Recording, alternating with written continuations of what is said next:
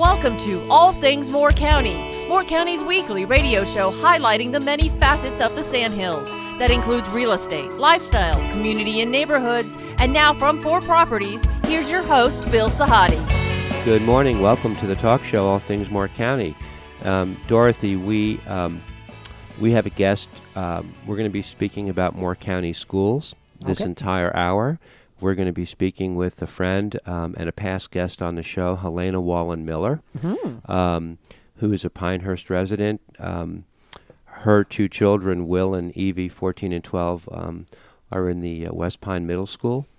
And we have had Helena on back in 2016 and back in 2018. Yeah. Do you remember the show we had? I think Frank Quiss we had a whole bunch of people on. Yeah, there was a show on the quarter-cent sales tax. Yeah, I remember that show. There was a show on the bond referendum. Mm-hmm.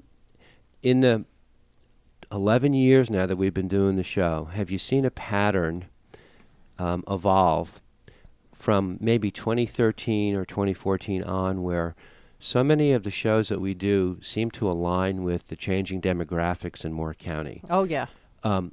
Early on, back in 2009, we would have golf clubs on. Mm-hmm. We would have nonprofits on. Mm-hmm. We would have shows that dealt with the civic generation, with the baby boomers. Yeah.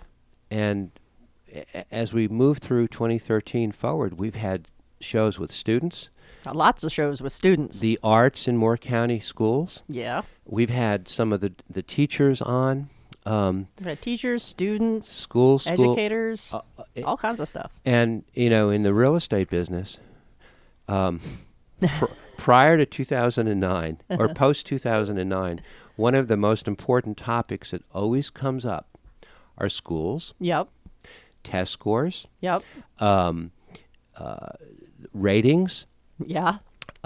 Families that are moving here who have decided to call Moore County home because of the quality of life. Mm-hmm. It used to be, what kind of price can I get on the home? What's the best neighborhood? Tell me about the golf membership attached to the property. Today, with the kids, yeah. and Helena's laughing. So am I. It all changed. Oh, yeah. We have children everywhere. Spend any weekend in the village of Pinehurst, in downtown Aberdeen, in Southern Pines. You've got dogs, children, parents, Mm-hmm. Doing so many different things. So we're living in a different Moore County than when we started the show. In the 5 years, Helena's been involved with the Moore County schools and the Board of Education for the last 5 years. I think in June of 2015, you started. You're like the veteran now. You're the old soul on the board. Thank you for that. Yes, I have been on there for a long time. Your children at the time were 9 and 7. What got you started initially? What was your initial reasoning for getting That's involved? A great question. Actually, when my son started in kindergarten, I became involved with the PTA and involved with the classroom. And then the following year, they were at Pinehurst Elementary at the time, or my son was, and then my daughter joined the next year. Mm-hmm. And I read in the paper that there was a possibility that the year-round program at Pinehurst Elementary might go away, including, and actually throughout the whole school district. And I was very concerned about that because our family really appreciated the year-round program. And so I started talking to a lot of other parents. I started talking to staff at the school district. And while initially I was concerned about losing this program because I was worried about it for my family, it suddenly became clear to me that there was a bigger issue at play, and that was state funding for public education. And the rationale for eliminating programs that did not support a larger group of students became really clear to me, and I quickly understood that from a budget perspective, that was a choice that was a difficult choice for the school board to make, but one that I understood. And that's when I really started to see that it wasn't about what was good for my child or my children. It was really what needed to be done for the entire county. And because of that, when there was an opening on the school board, I did end up applying, and they appointed me because they had seen me so often in the school board room, speaking to them and talking with the staff and with the school board members, that I think they would wanted to make sure that I was on their side and not on the other side. And it's funny. I don't have children. I don't have a family. However, the school events that I attend, limited as they may be, you're at every one of them that I've ever been to. Just happenstance. It's not a coincidence, though. If it's something to do with the arts or the sports, anything, you're always there. And I know your daughter has been in a couple of productions, and she has been enrolled in the arts program as well. So it's not a coincidence that I've always seen you there. Like, you don't exist because I'm at the event. You're just there all the time, whether I'm there or not. Well, it's my favorite part of the work, actually, is seeing the students in action, seeing the staff supporting them, seeing the families. I mean, it's really just a pleasure to be at that part of the job. In 2020, we've had a lot of retailers. We've had a lot of restaurant owners on. We've talked a lot about how businesses have pivoted, how they have accommodated the changes because of COVID. We really haven't had a conversation about it as it pertains to the schools because, and I work with a lot of moms who have kids. They're nervous wrecks. They come, they do their work. They are homeschooling, so to speak, or doing virtual classes, 2 days in, 3 days out. 2020 has got to be the most unusual challenge you've ever faced, and we never saw this coming. We didn't, and the schools had to turn on a dime. If you recall, we had about 4 weeks from the governor's declaration that about which plan to follow, and at the time it was Plan B, which was ensuring that you had 6 feet of space between all students and mask wearing and bus riding. You couldn't have more than one student per seat. So we had about 4 weeks to implement that plan. We had been thinking about it over the summer, how to do it, depending on what plan the governor took into place. And I'm really proud of the staff and the teachers and the students for just their grit and determination for doing it. And we've been successful in Plan B, which means that students are in school 2 days a week for those that want to be in school at all, and then 3 days virtual. And then we also offered a full-time online version for students who didn't want to come into the classroom at all. Mm-hmm. And about a third of our students picked that. We did not expect that many to pick fully virtual. So we had to make a lot of accommodations for that. It's not easy. I'm a working mom. I know what those days are like when the kids are home, and I have middle schoolers, thankfully, but it's still not easy, and I get it. One of the byproducts of 2020 and COVID has been a greater appreciation for teachers. That is long overdue. And I hear more moms saying, I can't do this. I don't have the patience. How do they do it? And that appreciation is a benefit, I guess, in a way.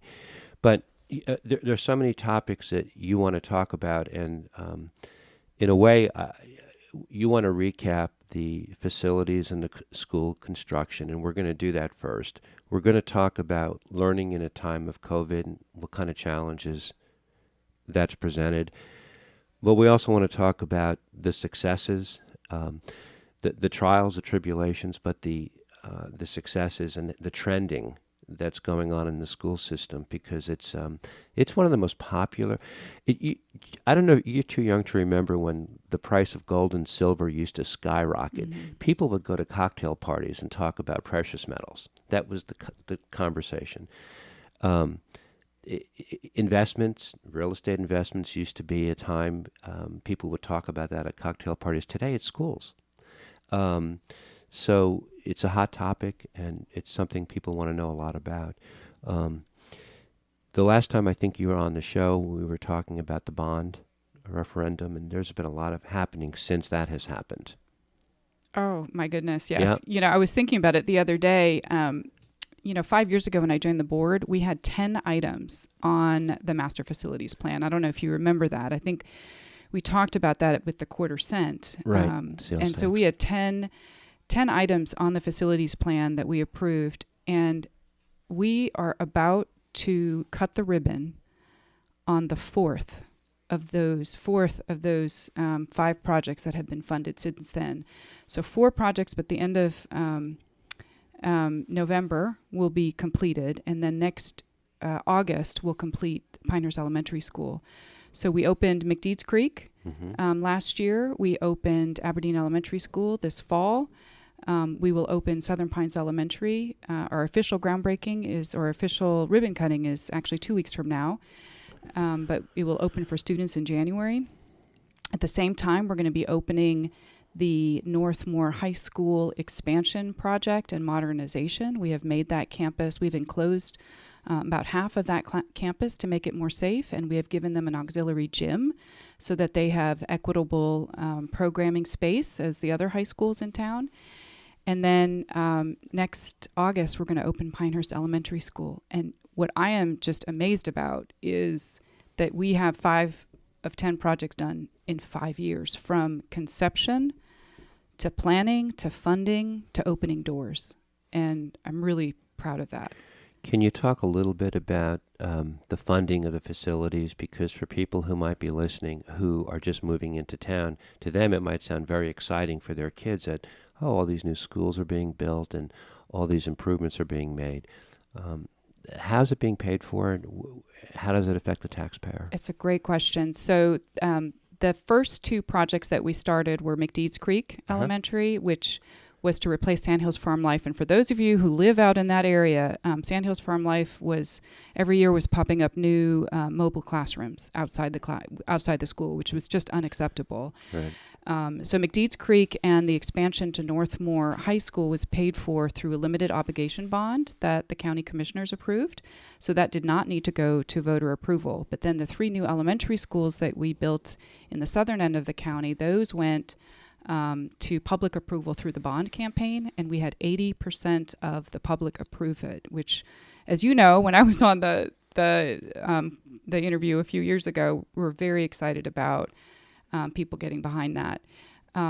We then, in the following election, worked with the county commissioners to put a quarter-cent sales tax on the ballot, and we had about 60% of the public approve that. And what that means is that visitors who come to Moore County, as well as residents, but visitors can help us pay for these new schools in the sales tax. So they are dedicating a quarter cent of each of the sales tax collected to pay for these schools. So the sales tax is paying for it, and then property taxes were increased last year to also pay for it. And that was the first time in 10 years that our Moore County property tax had been raised. Right. So the property tax is still very compellingly low. It is. For the services that are provided. And people who move here from out of county get that. The quarter-cent sales tax, if I recall, it ran the first time and was narrowly defeated. Oh, it was like 400 votes. It was so disappointing. Was it that close? It was so close. But, we only had 6 weeks to run that campaign. And at that time, we didn't really know much, at least I didn't, about running a campaign. And then after the bond campaign, we really learned a lot and focused on educating the public about how it would help them. So the difference, the second time that it ran and was adopted, was the method of how you educated the public about it? Yes, and I think coming right on the heels of the bond campaign, everybody already knew what the buildings were and what we were going to do with the funding, and so they understood that, well, many of them understood that having, using sales tax, which could then allow others who, came through our community to help with our building, could then support the schools. And incidentally, I was one of those visitors 15 years ago before we moved to Moore County. And, so a lot of times our visitors who come here for other reasons then do end up staying here. So how did you get here to Moore County? Where did you move from? We were in Fairfax, Virginia at the time. And what brought you here? My husband's job. So he got a job at First Health. You hear how she said that? My husband's job, like, oh boy. No. But how things have changed, right? Oh, yeah. Well, and I kept my job, too. I started telecommuting at that time. I actually, the funny story is... What did you do? Well, I'm still doing it. I support a national resource center for child welfare. So we give a lot of information to social workers around the country about what's working and what's not working in child welfare. So I've been very fortunate to be able to continue that work for the past 15 years from home. So I've been doing it for about 17 years now. Yeah. It's got to be gratifying to you to be here in 2020 talking about where we are compared to where we were in June of 2015. How different what a difference 5 years has made. Oh, and I'm tickled. I'm tickled for a lot of reasons. You know, obviously the school building is one of them, but yeah.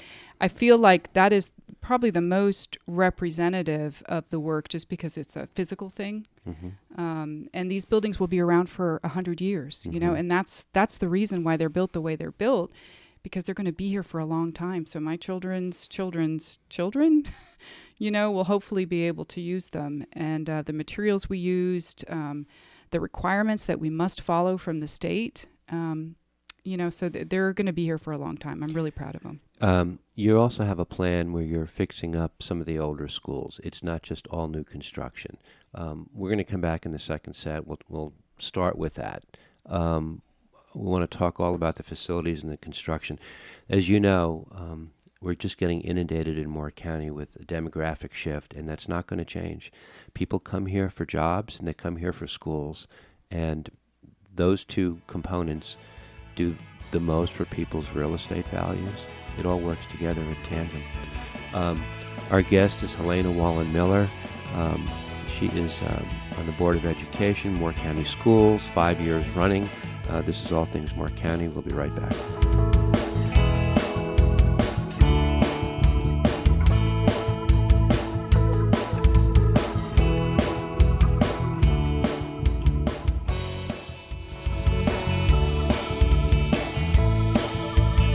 Welcome back. We are speaking with Helena Wallin-Miller, Moore County School Board member in her 5th year in service to Moore County. Before we transfer into the topic of learning in COVID in 2020, tell me very briefly about the schools, the older schools that you're doing some refurbishing on as well, just to pick up where we left off. Yeah, one of the things we focused on at the very beginning of my tenure was looking at each of the schools and their facilities needs, because there had been a lot of maintenance and facility needs that had not been met over time. And, you know, as you know, owning old buildings, you know, these needs start to pile up. And so we made an accounting of every single school's needs. Yeah. And we identified a really big list. It was $74 million worth. And we've identified that if we can have $4 million every year of maintenance and facilities improvements, we can make a kind of a dent into that. So we get about $1.5 million between the lottery and our county commissioners. So we're still a little behind to start making good mm-hmm. dents in that. Mm-hmm. The other thing we have to look at is planning for the other items on the master facilities list. So people ask me all the time, like, don't you need a new middle school? And what about the high schools? They're really crowded. And yes, we have that on our plan. Like I said before, I was really happy that we got 5 done, but we still have more left on the list.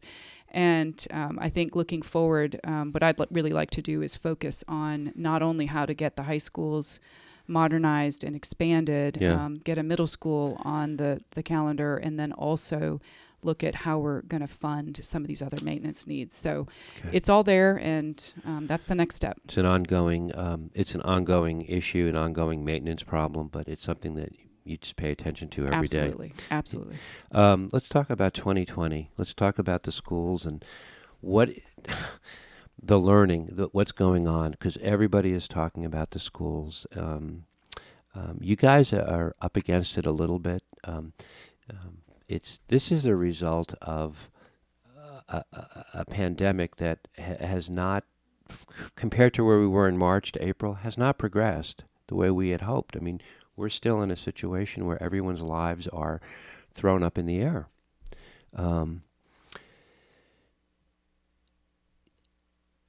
how's it going with that? That's a big question. How's it going? It's a really big question. Yeah.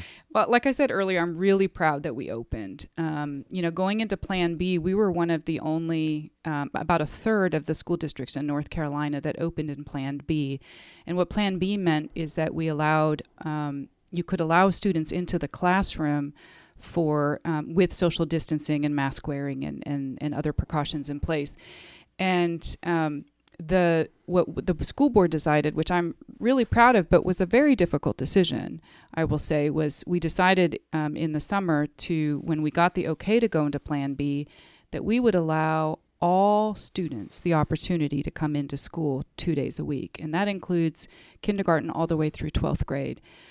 Some of the districts were focusing only on younger students, which has a benefit, but our feeling was that our middle schoolers and our high schoolers also needed to have some in-person instruction just because of the interaction that they needed and the social emotional learning that happens in the school system, and recognizing that not all students do well online, and just because you're older doesn't mean that you are good as an online student. So we made that decision.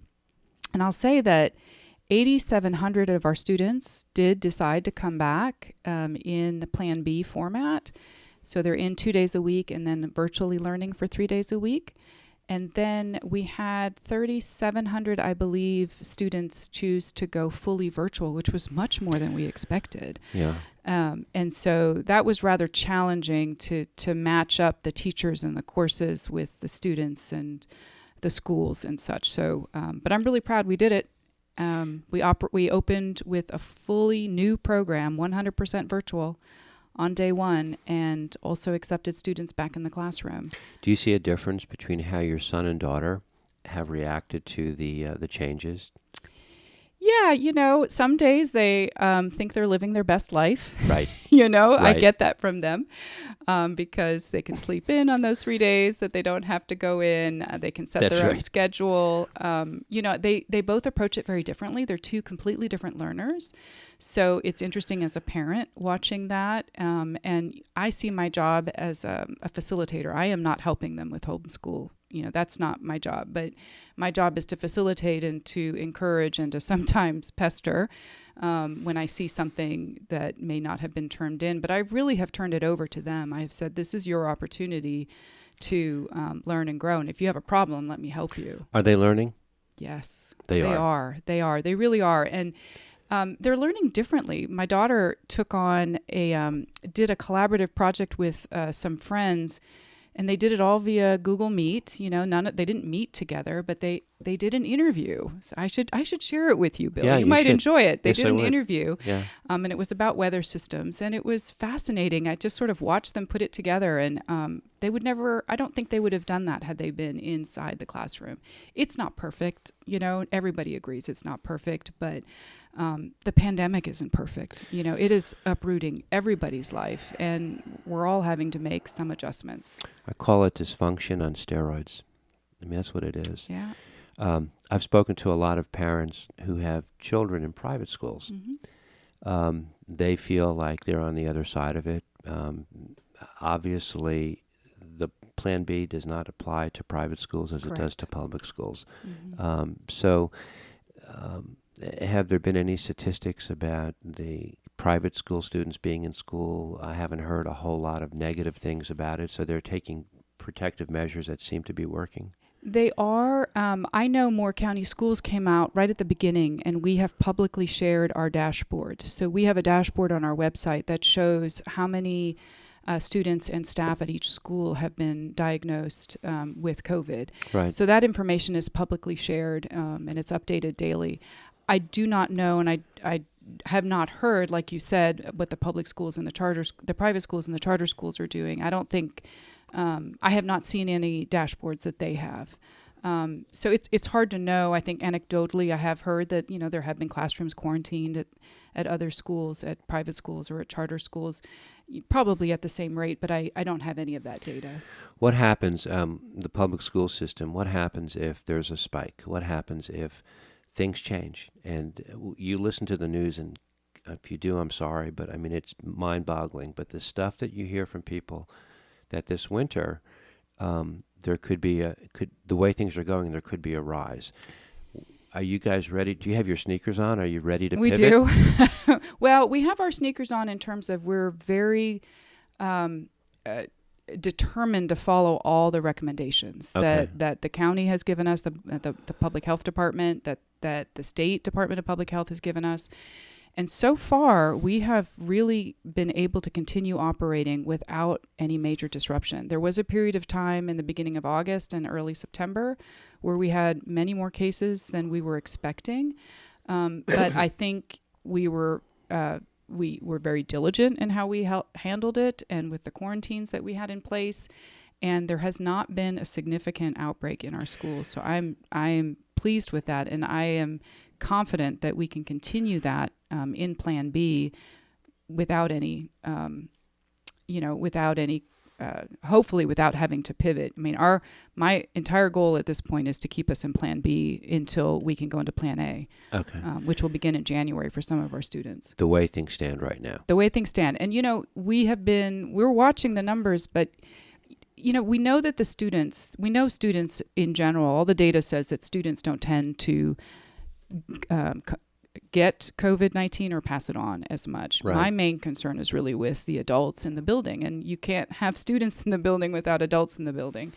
And so, it's really balancing all of our, the 3 W's to make sure that everybody stays safe and follows the rules, and we can keep on trucking and learning the way we're learning. It's not perfect. I will agree to that, but I'm excited that kids have the opportunity to be in school because I think it's really important. Yeah, it is. We have people who are buying trampolines for their kids just to give them a little more physical activity, just so they can wear themselves out during the day. I mean, as their lifestyles have changed. Yeah. Only political question I'm going to ask you. Yeah. It has nothing to do. It's national politics. And you might not want to answer this question. Is there anything about the Plan B directive that is perceived by people at Moore County schools that they think is partisan? Is it all nonpartisan? Absolutely. I hope so. Yeah, none of our decision making, and I was very clear. A friend asked me this the other day, because we had to vote on Monday, if we were going to go into Plan A or stay in Plan B. And she asked me if I was going to make a political decision. I said, oh, no. That decision has to be based on facts and data. And, I knew there was pressure from a lot of different sides, and I have to do what's right, in my heart for our students and for our faculty. And none of our decision making is based on politics or any of that, because it just can't be. And that's why it's a nonpartisan school board, right? Because it's really important that you focus on the students first and not on any particular ideology or party. Tell me about the morale of the teachers. Oh, that's a great question. I think it depends on the day. Yeah. I think Mondays especially. Wednesdays, they tend to be a little more relaxed because that's an all virtual for everybody. Mm-hmm. I think there's a mix. I think, especially in a time of COVID, this is incredibly hard for them. And we had to ask some of our teachers, many of our teachers, actually over 100, are teaching both virtual. So they have 1 or 2 sections of a fully virtual class in the Connect Academy, as well as teaching in person. And so it's a lot of work, and it's a lot of juggling, different than what they normally do. I mean, they're responding to emails from parents, they're responding to emails from students, because that's what I tell my kids. I said, I'm not emailing the teachers, you email them and you find out why your grade isn't there. And so they're just juggling a lot, and they're learning the new platforms, but they're doing it brilliantly, and they're all in. And what I've seen is that they have a grit and a resilience. They're tired, obviously, and they just ask for grace and patience and encouragement from the community. I bet you the students who are accommodating to Plan B are also learning something that might be a positive byproduct of all of this, and that they are learning to become more resourceful and think for themselves and be independent, as opposed to having everything spoon-fed. Exactly. I think. And I see that with my own kids, but I also hear it anecdotally, where and parents are learning to kind of let go too, now that the first quarter is over. Right. I think in the beginning, and still in some instances, parents really want to be engaged, and it's very helpful for them to be engaged. But I think everybody is learning that there are some good opportunities here for students to become resourceful. That depends on the age, of course. The younger students still need a lot of help. Yeah. How does the social distancing work for the youngest students? I mean, compared to students your children's age can certainly accommodate. They're learning.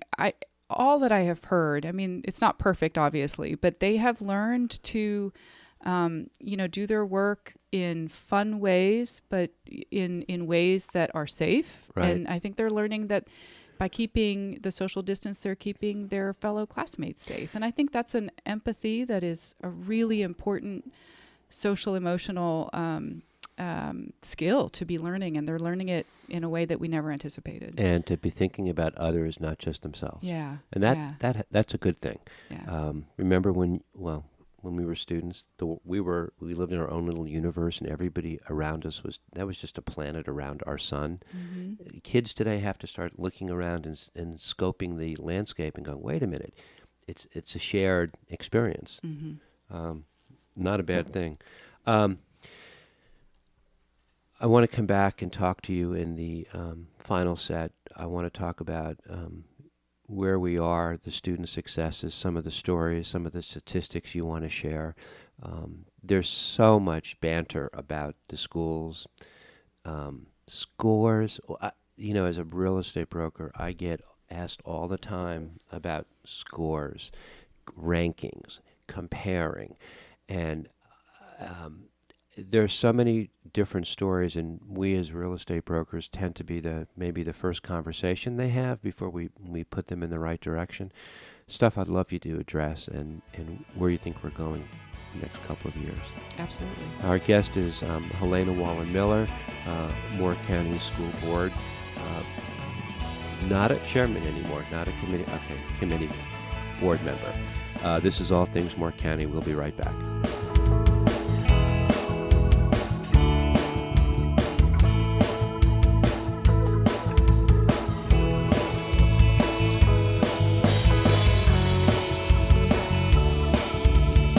Welcome back to our final set with Moore County School Board member Helena Wallin-Miller.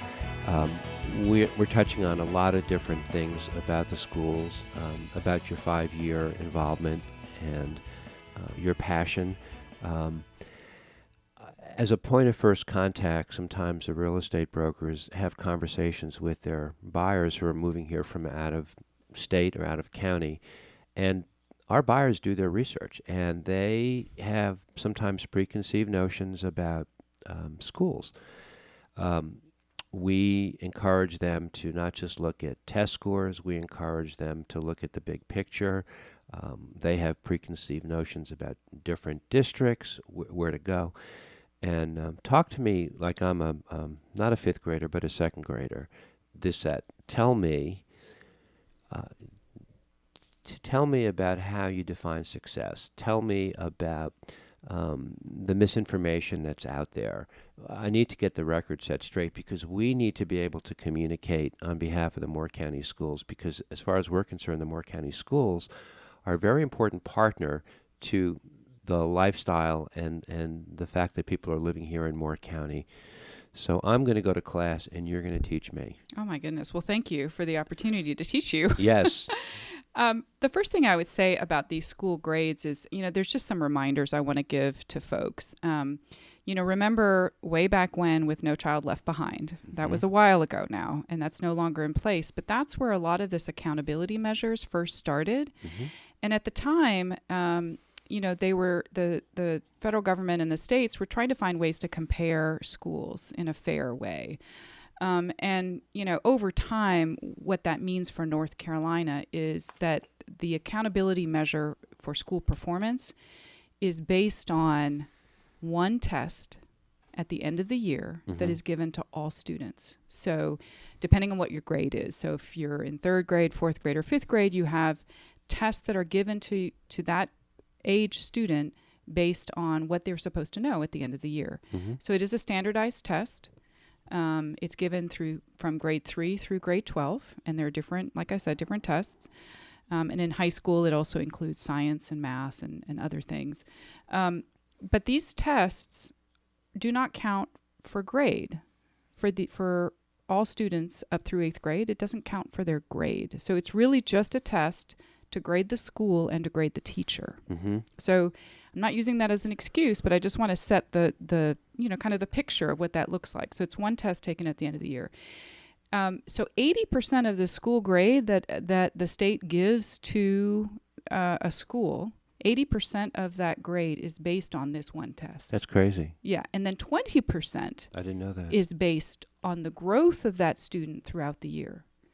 So my personal opinion, I'm not a huge fan of the test, but I do understand you have to have something that measures and checks. I get it. Yep. I would like to see that be more of a 50-50 split, because I think that's fair. As a student has grown over the school year, that you account for their growth at the same amount that you account for what they've learned at the end of the year. So that would be, that's just something to keep in mind, that that many students understand that this test doesn't have a lot of bearing on their own grade, and it's only for their teacher or their students. So, the fairness of that is in question, but I do get that some type of accountability is helpful. I would just like to see it a little bit different. So that's where the naysayers come in and point to those statistics and put that out there as what they perceive to be constructive criticism? Yeah, and so what I would love to share with folks is that, when I said that 20% of the grade is based on growth,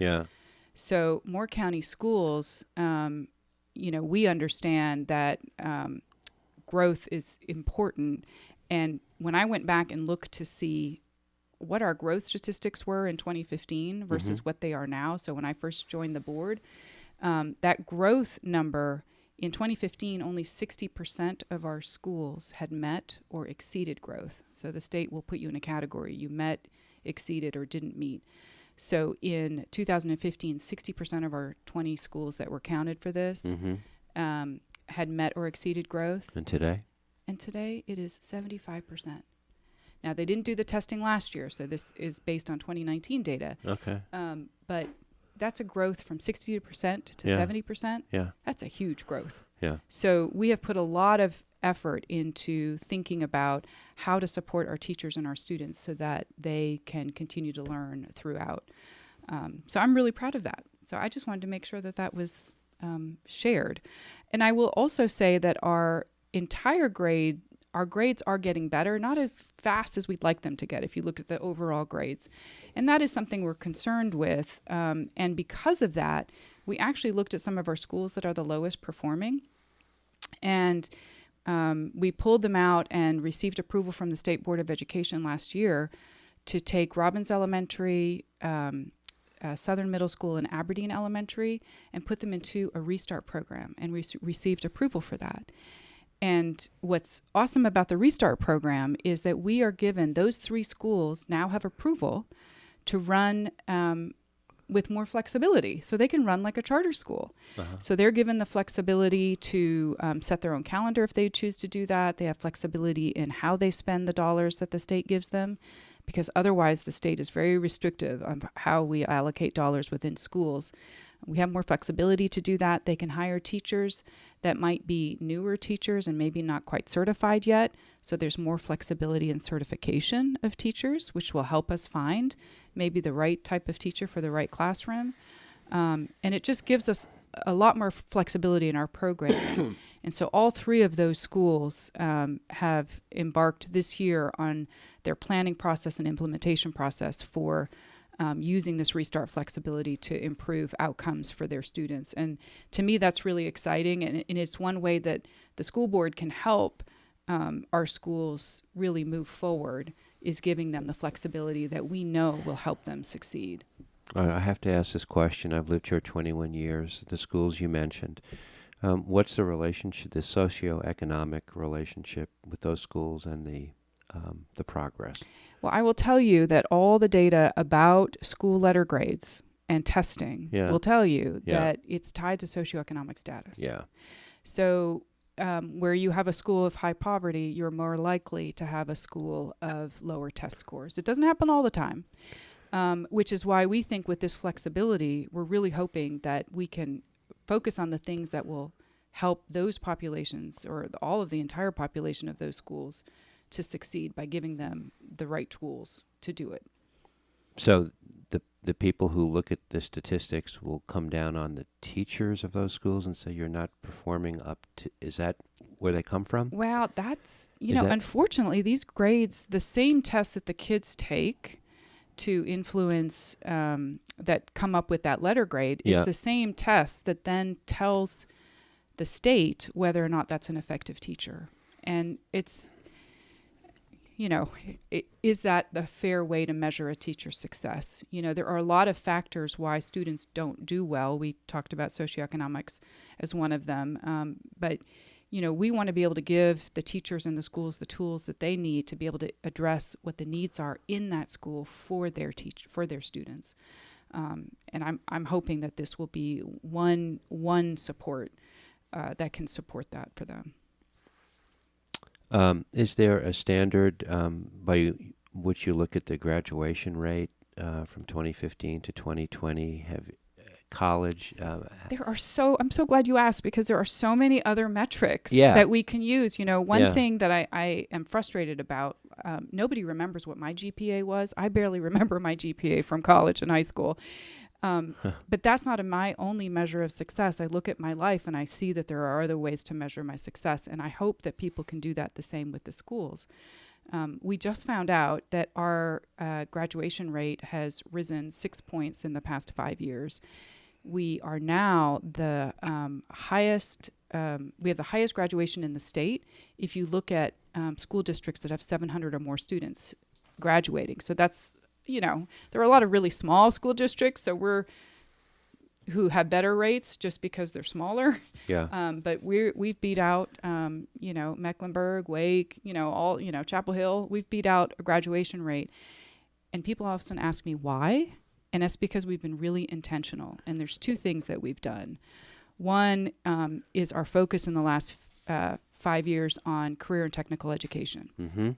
So I am really passionate and a huge believer in that not all students should go on to college. That's not everybody's pathway.